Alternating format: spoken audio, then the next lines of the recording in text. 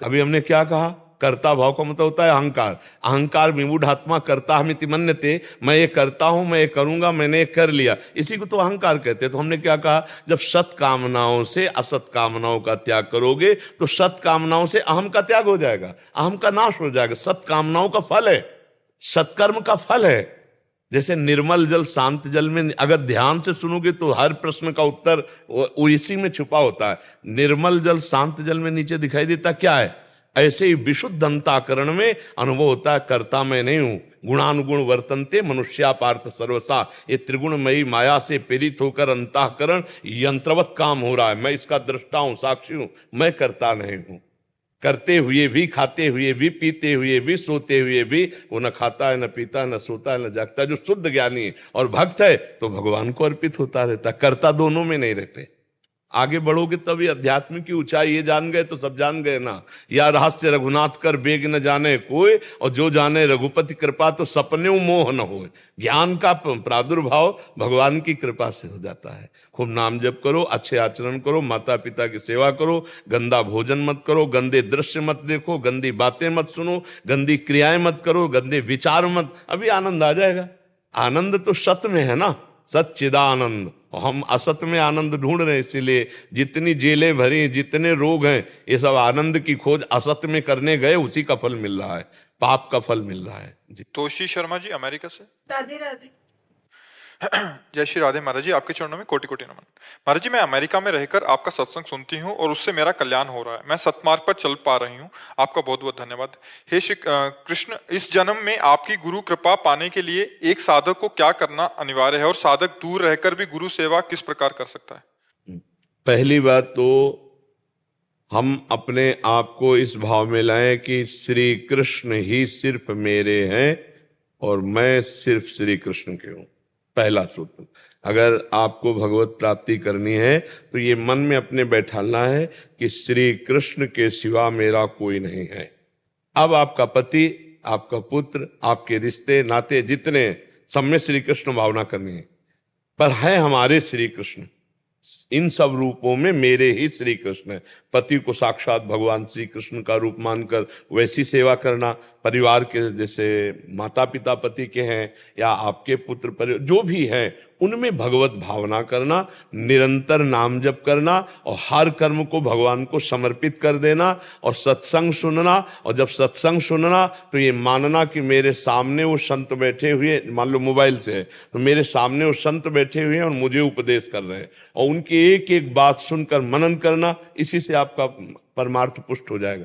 पहले मानना होगा मेरे तो गिरधर गोपाल दूसरों न कोई। अगर भगवत प्राप्ति करनी है तो ये सूत्र जरूर मानना होगा और इस सूत्र का विस्तार करना होगा, अपने घर से शुरू करना होगा। मेरे पति में मेरे प्रभु विराजमान है, मेरे पुत्र रूप में मेरे प्रभु आए हैं, मेरे सास ससुर के रूप में मेरे प्रभु हैं, और उनके द्वारा दी गई प्रतिकूलता को मुस्कुरा के सह जाना क्योंकि मेरे प्रभु हैं, और नाम जप करना और सारी सेवा सारे कर्म भगवान को अर्पित कर देना। इससे महान ज्ञान प्रकट हो जाएगा जो देह भाव से रहित करके भगवत तत्व का बोध करा देगा। पर ये बहुकाल, ये छोटे मोटे समय के लिए नहीं है। सातु दीर्घ काल निरंतर सत्कार से भी तो दृढ़ भूमि, जो लंबे समय तक यही अनुष्ठान करता चला जाए तो फिर फल की प्राप्ति, शुद्ध ज्ञान, शुद्ध भक्ति, जैसा भाव होता है वैसा उसे प्राप्त हो जाता है। यहाँ दूर और नजदीक का कोई मतलब नहीं। हमारे नजदीक रहता हो, हमारी आज्ञा को उल्लंघन करता हो, कुछ नहीं मिलेगा। दूर रहता है, देखो आप कह रहे हैं ना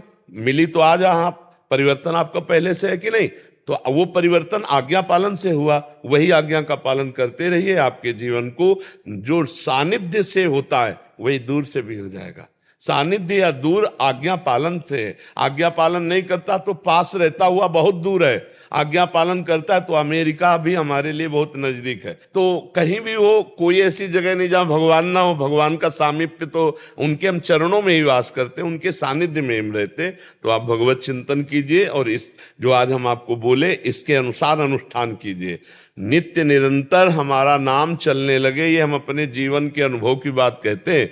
अगर निरंतर नाम जब चलने लगे, उठते बैठते चलते फिरते खाते पीते, बहुत जल्दी उसको दिव्यता का अनुभव हो जाएगा, बहुत जल्दी आनंद की अनुभूति हो जाएगी। पर निरंतर जपना बहुत कठिन है। क्षण क्षण में मन नई नई तरंगे करता रहता है भजन छोड़ करके, इसीलिए हमें बहुत लंबा समय लगता है।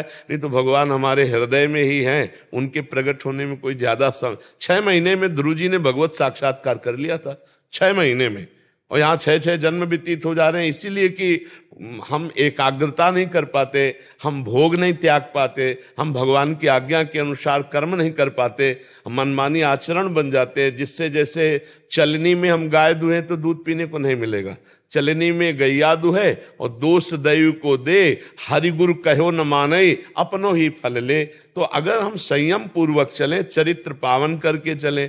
अब जैसे आप विदेश में रहती हैं तो अब सबसे बड़ी वहां दोष वृत्ति है कि भोगों में स्वतंत्रता है, हमारे यहां भोगों में शासन है, कानूनी और धार्मिक दोनों।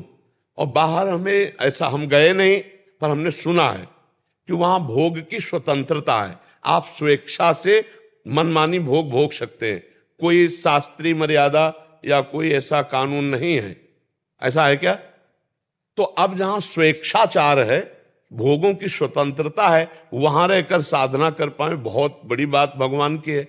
भगवान ने बड़ी कृपा की कि आप ऐसे जगह में रहकर, और बहुत से हजारों लोग विदेश में रहकर भारतीय पद्धति से साधना कर रहे हैं। तो बस हमारे यहाँ भगवत प्राप्ति में सबसे बड़ी जो आवश्यकता है वो चरित्र के पावनता की आवश्यकता है। अगर आप व्यभिचारी चरित्र के हैं तो हमारा शास्त्र कहता है कि फिर भगवत प्राप्ति में बाधा पड़ जाएगी। व्यभिचारी कभी शुभ गति को प्राप्त नहीं होता। इंद्रियों का जब तक हम दमन नहीं करेंगे, मन का निग्रह नहीं करेंगे, तो भगवत प्राप्ति किसको होनी है? इन्हीं से तो होली है। इंद्रियां बेविचारी, मन जो है अपने आप गंदे आदतों में जाता है। तो आप विदेश में रह करके ये सावधानी रखें, चरित्र को संभालें, नाम जप करें, सारे आचरण भगवत अर्पित करें, परिवार को भगवान का स्वरूप माने, इसी में आनंद की अनुभूति हो जाएगी।